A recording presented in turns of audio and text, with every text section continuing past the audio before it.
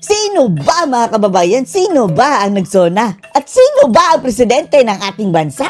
Bakit ngayong sona ng ating Pangulong BBM mga kababayan ay sinunog nila pati ang effigy ni VP Sara? At wag ka mga kababayan. Mas matindi pa ang paggawa nila ng effigy kay VP Sara. O tingnan nyo ha, ginawang manananggal si VP Sara Duterte mga kababayan ng mga ralista. Dahil anila, hindi sila matunawan mga kababayan eh. Manananggal daw ng pera ng bayan si VP Inday sa pamamagitan ng confidential fund na naman. Inuna nilang sinunog mga kababayan si VP Sara Duterte. Samantalang si Bangag mga kababayan, hindi nga ma-distinguish ang effigy niya. Hindi nila sinabing magnanakaw mga kababayan dahil si Sara ang magnanakaw. Andito ang maraming perang kinamkam daw ni VP Sara. Samantalang si BBM, tuta lang daw ni Trump. Ang effigy, hindi pa nakangiwi. Hindi kami papayag dyan. Hindi ka mukha ni BBM, hindi ngiwi eh. Gayon pa man. Sinama nilang sinunog si Sara Duterte mga kababayan. Panoorin niyo po ha. Mga Diyos ko, mga kabataan. Minod de edad pang itsura mga kababayan Sino bang mga magulang nito? Sana nga lang binayaran lang yan mga kababayan dahil for the sake of money. Pero kung talagang na-brainwash ito mga kababayan para sumali dyan sa mga makakaliwa. Uy, mga magulang ng kabataang ito, isalbam nyo. Save your kids from these predators mga kababayan na nagpapanggap ng mga makabayan. Tandaan natin itong mga batang ito. Sana mga kababayan hindi ito mamundok. May dala silang mga mga kababayan, Diba? Yan ang nasa flag ng mga NPA mga kababayan, yung crescent moon na ganyan. Communist flag. Tsaka yung maso. Yan sa kanilang flag, Tapos star, Sana nga lang, itong mga kabatang ito, mga kababayan, masave pa ito. Uy, mga magulang ninyo. Mga magulang, save your kids. Ayun mga kababayan, sinunog nila si Sara Duterte. Manananggal daw, mga kababayan, ng pera ng bayan dahil sa confidential fund. Ang sabi ng COA, unmodified opinion sila. Tingnan nyo mga kababayan, yan ang logo ng kanilang Diba sa flag ng NPA mga kababayan, nakaganyan ang simbolo. Kanilang, ano ba to? Obvious na mga kababayan, diba? Diba pasok ang NPA mga kababayan sa anti-terror law? Mga terorista na sila. Bakit ang sinisimbolize nila, yung simbolo ng komunista mga kababayan, although hindi ito ibig sabihin mga kababayan na NPA na ito ha, pero parang pinapatronize. Symbolism ng komunista. At kung sino man ang nagoyo sa mga patang ito ha, if ever mga kababayan, wag naman sana mangyari. Isa sa kanila dyan napunta sa bundok dahil na-recruit mga kababayan. Dapat tugisin ang nag-recruit at panagutin under the anti-terror law. Dahil kapag humawak na yan ng armas mga kababayan pasok na sila sa paglabag sa anti-terror law. Kawawang kabataan.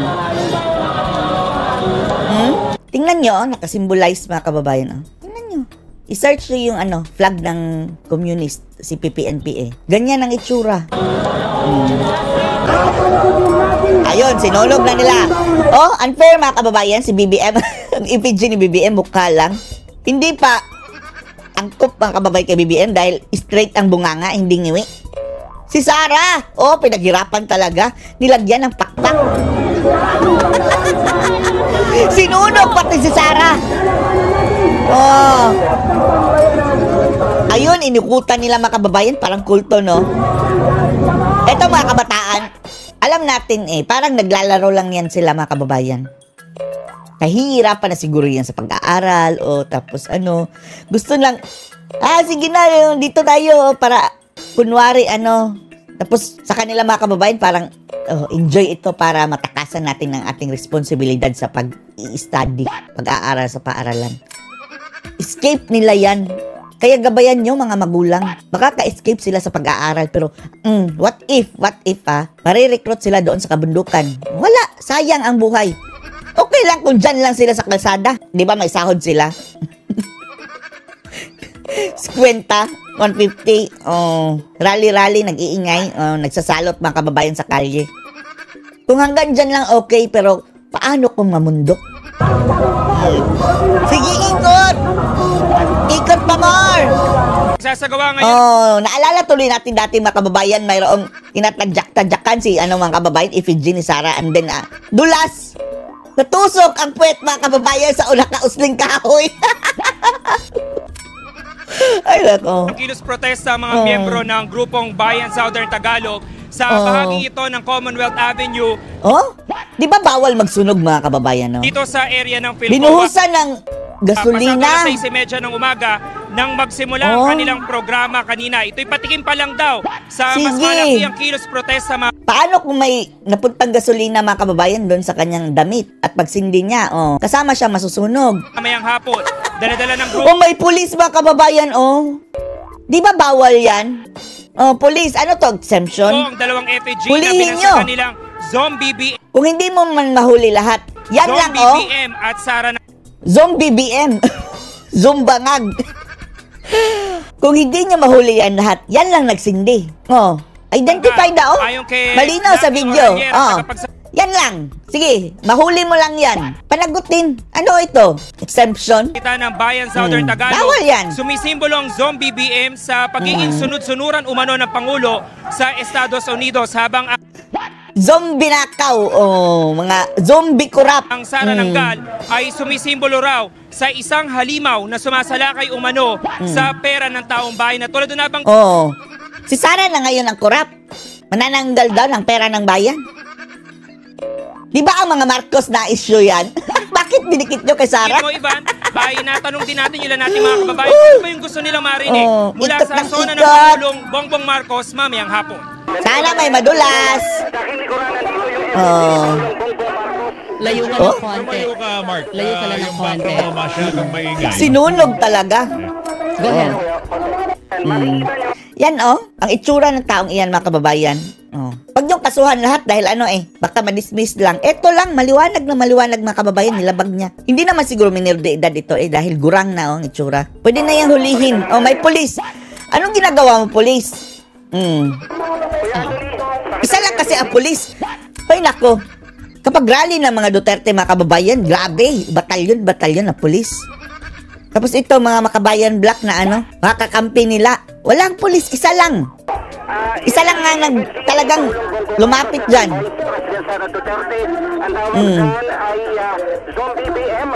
Zombie BM, may isang pulis mga kababayan, Nasaan ba ibang pulis dyan?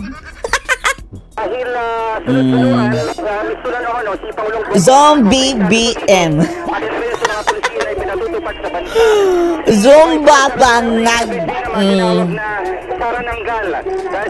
Sige, sunugin. Parang naglalaro lang, no? Sila ay nakalikha ng ganitong klase. Masaya kayo? Magsalita ng kanilang mga leader kanina na kung saan kasama dun sa mga... Sana nga lang, nabigyan sila ng pera mga kababayan para lang sa effort dyan. At least kumita sila ngayong araw. Nanawagan nga itong pagtugon sa krisis Ay, nako.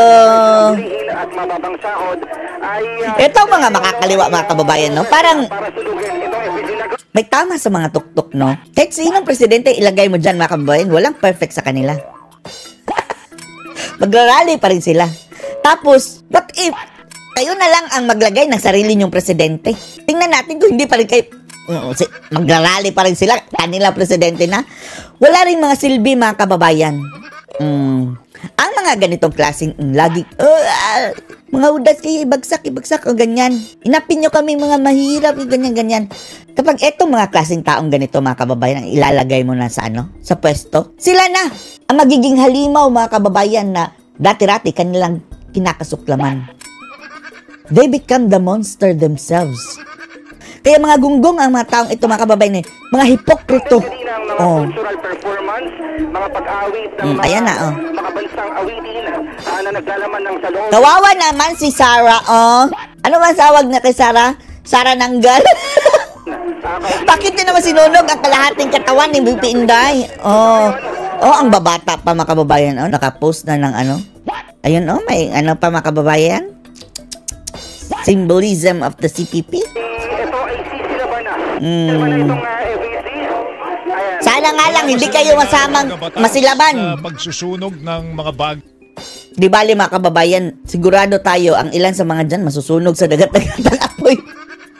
Sa impyerno na kayo sisingilin ng inyong mga Actually, kasalanan. meron. Oh. Pinagbabawal ang open burning, hindi Oh. ba? Pero tradition Bawal. kasi yan sa mga rally eh. So, Kahit na tradisyon, walang exemption.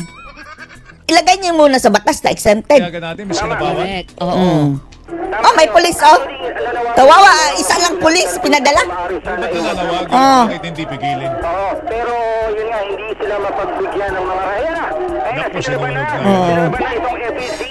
Mas maano pa mga kababayan? Mas matapang pa mga rallyista kaysa sa mga pulis. Si Vice President Sara Duterte, sinasayawan ito, iniikutan. Iniikutan ng mga gunggong. Bit-bit ng kanilang mga Sana madulas ulit at matusok ang puwet. Sa kalsada pa mga kababayan, nakakos ng traffic. Ano masasabi nyo dito na sinanali si Sara sa pagsunog ng mga rallyista? Post your comments below.